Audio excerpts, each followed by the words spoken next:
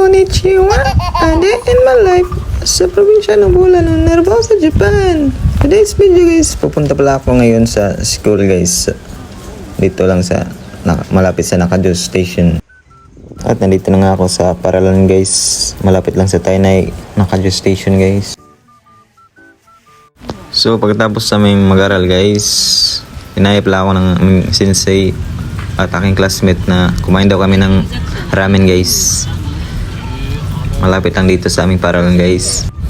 First time ko makakain sa kanilang pupuntahan na ramen shop guys. At nandito na nga kami guys. Hi guys, nakarik na kami guys. First time ko pala dito sa Nibonian ramen shop. At pumili agad ako guys. Pinili ko is Asare ramen. Yung pagbayad ko guys sa machine lang, pinasok ko lang yung pera at pinundot ko yung pipiliin ko. At kung saan yung magsusukli ng coins guys, yung pinasok ko na papel na pera guys. Tapos yung resibo guys, binigay ko sa cashier guys.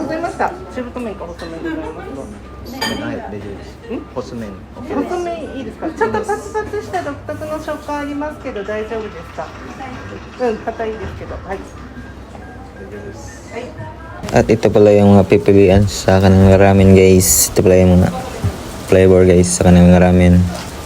Iba't ibang klaseng ramen guys. Yamete kudasai. So dito kayo order guys. Ito yung mga pipilian guys. Iba't ibang klaseng ramen guys. Yung machine guys, may mga nakalagay na presyo at mga pangalan ng ramen guys. Doon pasok yung pera guys. So, may lagay ng pera, tapos pipindutin mo lang at kusang lalabas yung resibo at coins na sukli guys.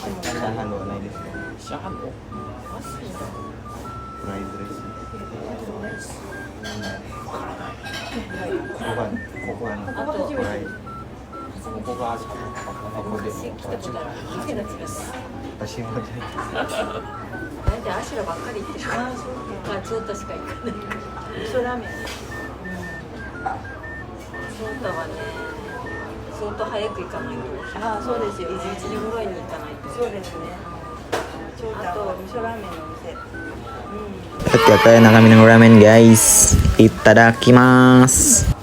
Okay guys, tapos na kami kumain ng ramen.